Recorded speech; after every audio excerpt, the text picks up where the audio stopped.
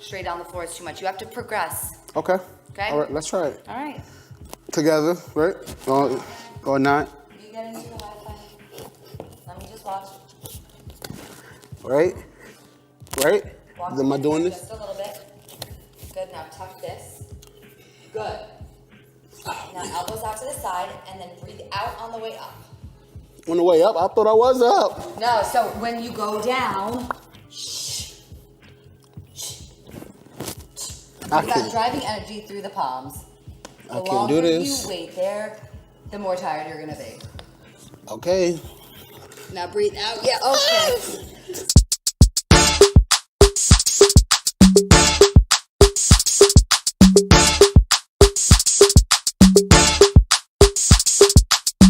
And it's a ticket talking Mazda for the biggest. That's a comma and a comma and a comma. Gotta get it. And it's a ticket talking Mazda for the biggest. That's a comma and a comma and a comma. Gotta get it. And a comma and a comma and a comma. Gotta get it. Comma and a comma. What's going on, good people? Hope y'all are doing well. This is Head to Head with Brian Parker. I am your host, Brian Parker.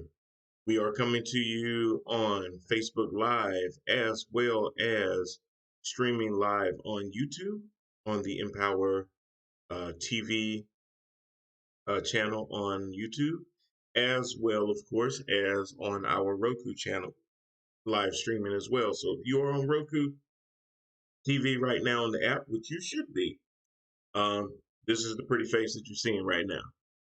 So just wanted to chop it up for a little bit this evening before turning in. Well, a couple announcements. Number one, if anyone is interested in joining our band of merry men and women on our panel, please let me know. We will film 2 to 3 times a week, but you're not obligated to be on each and every show unless you want to. That's certainly fine too. But what we're doing is we're looking for regular folks to be able to come on the channel and chop it up, give us your opinions. We're going to talk about different things. If you've watched the show a couple of times, a lot of times we talk a lot about politics. And honestly, that's because right now, that's one of the biggest things going on. But we will also start to mix in some culture, entertainment, things like that. We're going to bring on different people that are going to give us tidbits of information in different fields that they do. I've done artist spotlight before where we get a recording artist in, or we'll do book reviews and we'll do things like that as well. So it's not going to always be government politics and that kind of thing. However, with that said, that is very important. A lot of people don't like to talk about it. It's a very sensitive subject for people. This network is not about tipping around and being very, very sensitive. It's about being real, which is why we look for real people to be able to come on and share their thoughts. Not always about being in agreement with the host. It's not about the host being in agreement with you. Because most of the time, if there's somebody that'll come on, say certain things, there's probably a whole host of other people that think the same thing that honestly don't think that anybody else believes that. So it is good when other people are looking and listening and hearing other points of view.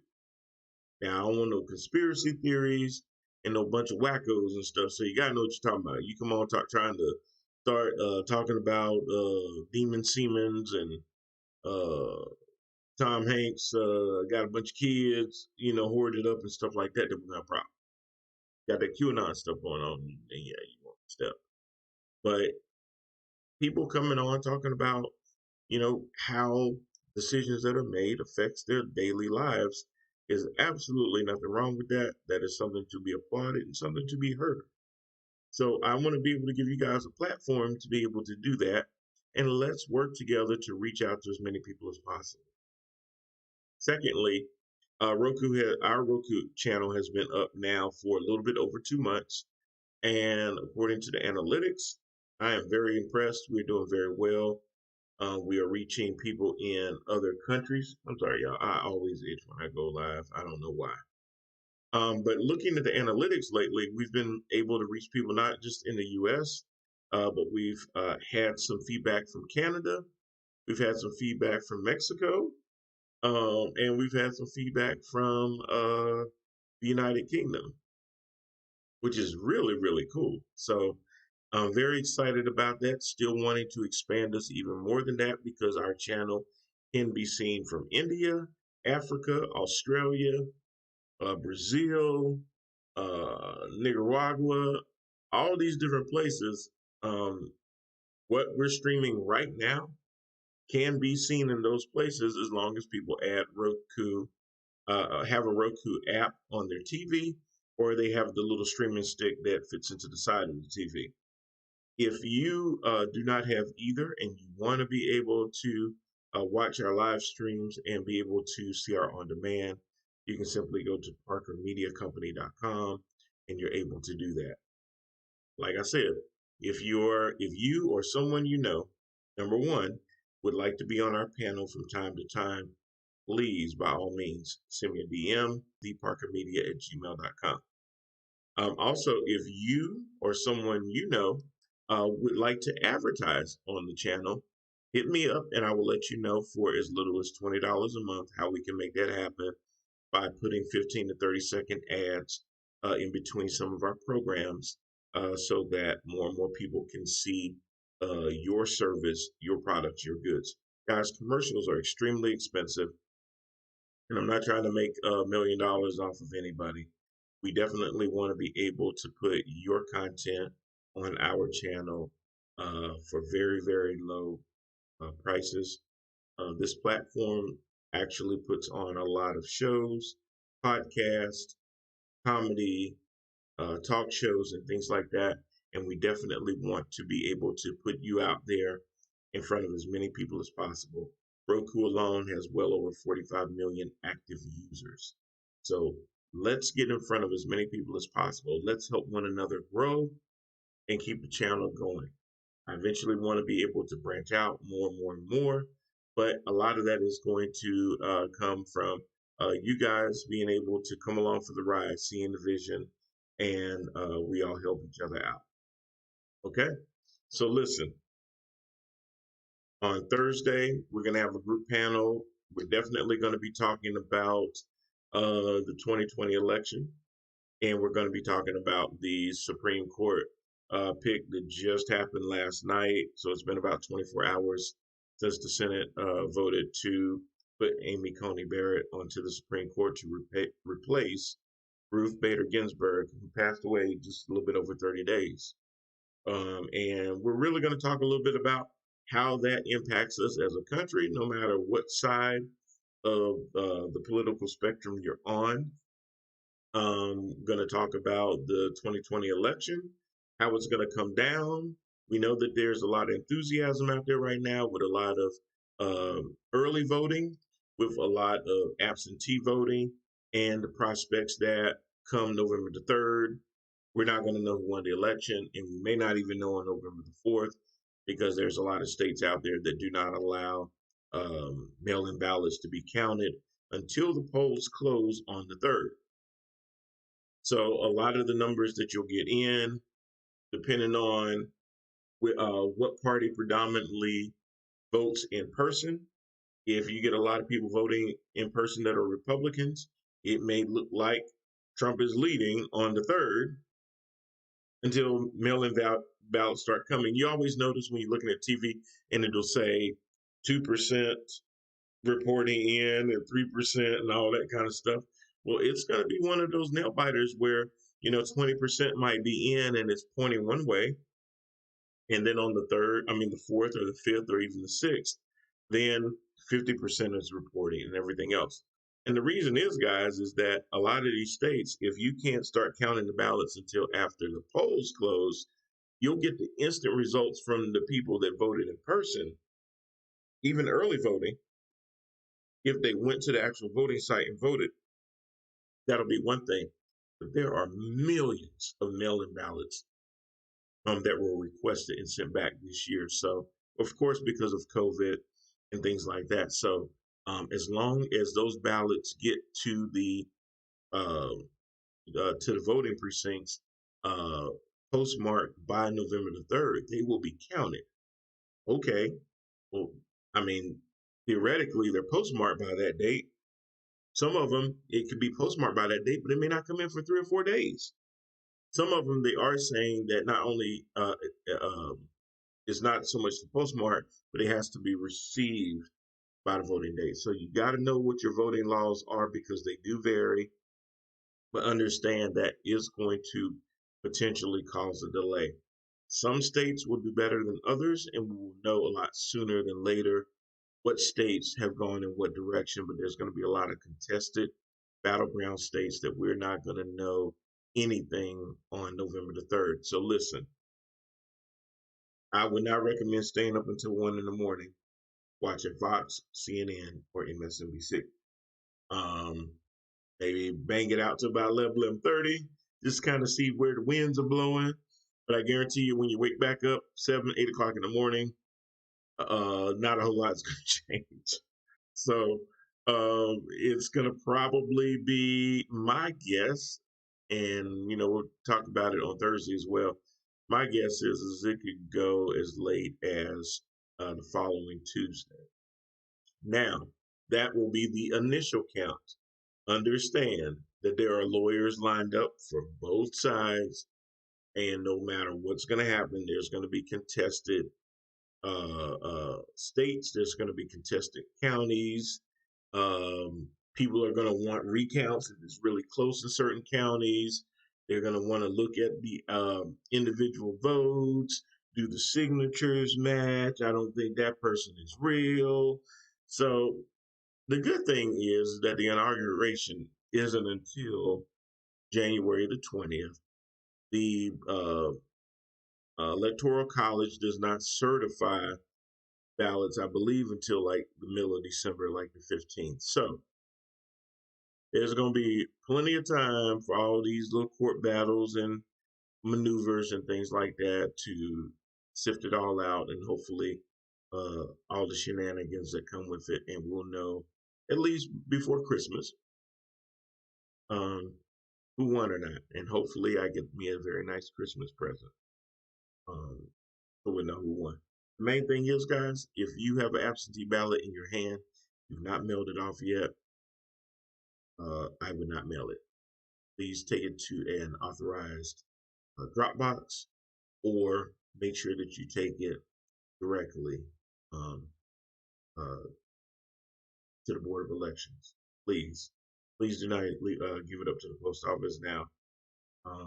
Just saw a report today that their on-time delivery right now is at about 85%, which is terrible. Of course, this was orchestrated by the Postmaster General, and this is what we feared, that mail would be slowed on purpose to suppress votes. Do not let people suppress your right to vote. I don't care if you voting for Trump. I don't care if you vote for Biden. Voting is a right. It is something that is guaranteed under the Constitution. Utilize your right to vote. Many of y'all like to complain about things and this is bad and that's bad. And then I ask you if you voted and you say no, and I'm just looking at you. And I understand you're going to tell me, well, Brian, why vote? Nothing ever changes. This side is bad, that side is bad. Well, that's true. But the reason that they're bad is because after the election, we go back to what we're doing. And I get it. You got kids, you got jobs, you got your spouse, you got all these other things distracting you. But you need to always keep one eye on what these fools are doing. So, yes, do I want Biden to win? Absolutely.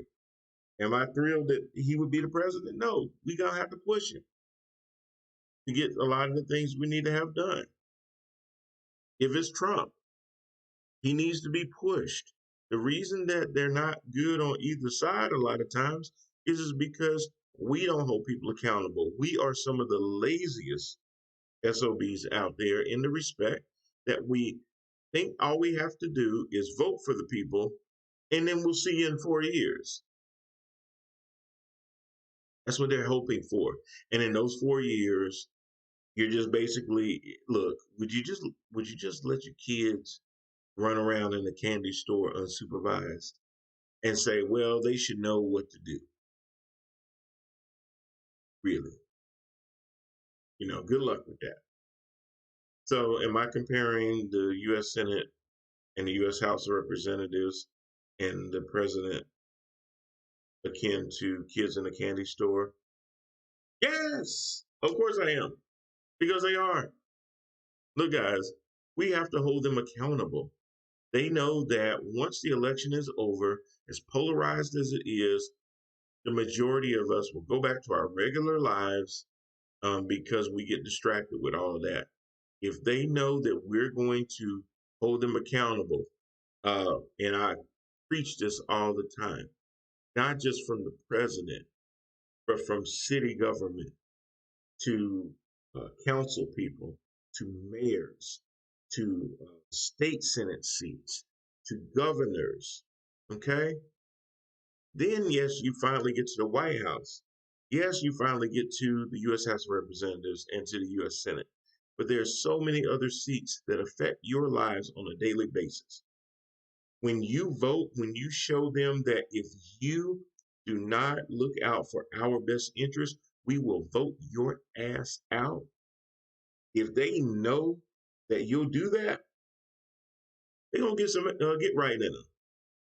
Look, I didn't have to put my hands on my kids that much because they knew that there was a high possibility that if daddy held me accountable, there's a part of my body that's gonna be feeling it for a minute. So I never really had to do it as much, but as long as they know the threat is there, then that's where the accountability comes from. If they think that you ain't never gonna do anything, then you're gonna get what you're gonna get, and you're gonna constantly feel like neither side has your best interest in mind. Both can be corrupt from time to time. Okay, we need to hold them accountable. And again, I'll say this till I'm blue in the face. I believe that there should be term limits. I don't think you should be in the Senate for 30 years. I don't, we have term limits on the president. President can only serve 2 terms. Yet you can go to the House, you can go to the Senate, and my God, you can be a senator for 30 years, you can be a House representative for 20 years, and people keep voting for you and voting for you. And you know why they do that? Because they just get used to seeing that same name every single year. They don't even know what these people have done for them. They just see that same name every 4 years. They see it in people's yards and they remember, oh yeah. And they vote for that person. We're so much like sheep. We just follow, and we don't question and we don't scrutinize. Start looking at these people's voting records. Start looking at what they've done in your community. Okay? Are they beholden to you, the constituents? Or are they beholden to power? Are they beholden to lobbyists? Whose back do they really have? And if they don't have your back, get their ass out of there. They're auditioning for our vote every single day. If you don't perform on your job, you keep your job. If your performance is starting to slide, do you kind of get called in the office and maybe given like a corrective plan of action that basically tells you that, if you don't get your stuff together, then you're really going to have to go get your stuff together and leave? Don't you work in conditions where those are the expectations? Don't you know that if you come in late or you're not performing, that they'll replace you in a minute? Well, why don't we hold these folks in office to the same thing? They're called public servants for a reason, guys. They're supposed to serve the public, meaning us. But if we don't hold them accountable, yet we sit there and we cry about how they ain't doing this and they ain't doing that, well, you got one place to start, and that's in the mirror. Now, if you voted and you're going through that, then good. You're at least on the right side of things. But then we need to encourage more people to vote. Our kids need to see us vote. The reason younger generations aren't engaged is because we don't sit there and make it a priority. A lot of times kids do things they see the parents do. So they don't see you go vote. They don't see you make that a priority. You know, a lot of times they're going to follow in the same footsteps. So be that example. And most just understand that everybody's not going to agree with you, but at least make your voice known, make it count. Okay. That's all I have for you guys. We're gonna do this again on Thursday, I hope. Also on Thursday morning on Roku, we're going to have at 11 o'clock. We're going to have head-to-head sports with myself and my co-host Randall Hargrove, where we're going to recap another week in the NFL. Still glad that they're still going, but we're going to get down into that. We're going to talk about everything going on with them. So can't wait. We'll see you guys then. Thanks so much. Y'all have a good night and be safe.